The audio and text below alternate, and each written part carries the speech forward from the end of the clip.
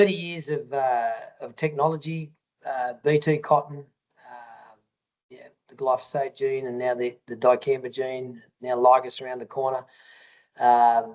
It's been a game changer for us and as an industry. And, looking at the path forward, it's probably not going to stop. Good morning, guys.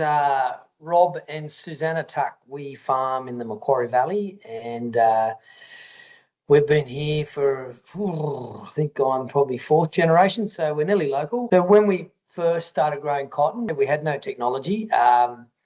So we were out there with the old crop check cards and in the paddock. We had some good old chemistry around in those days that aren't here today, but we used to do a lot of spraying. We were probably averaging maybe 14 insecticide sprays during the season, and some of them were pretty nasty stuff. We're pretty happy. It was a happy day when those chemicals left the industry. We'd spend probably out of our week, two guys would spend probably 2 days solid crop checking for cotton.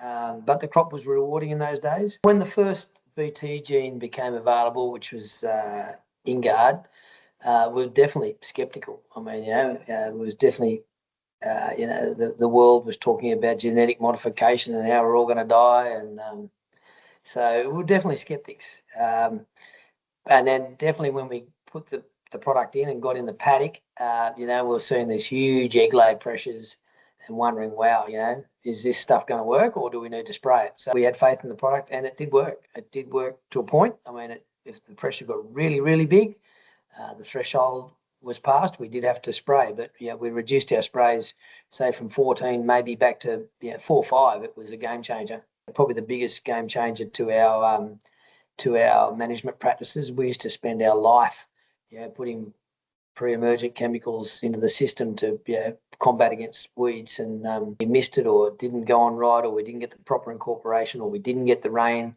to incorporate.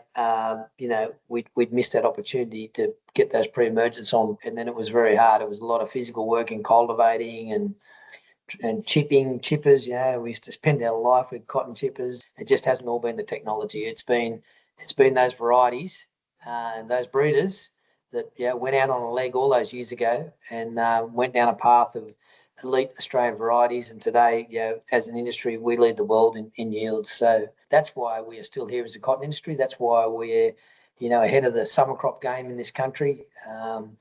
It's yield. This day and age, if you're not growing sort of 14 or 15 bales to the hectare, you're not in the game. So it just shows you that varieties, germplasm has come a long way.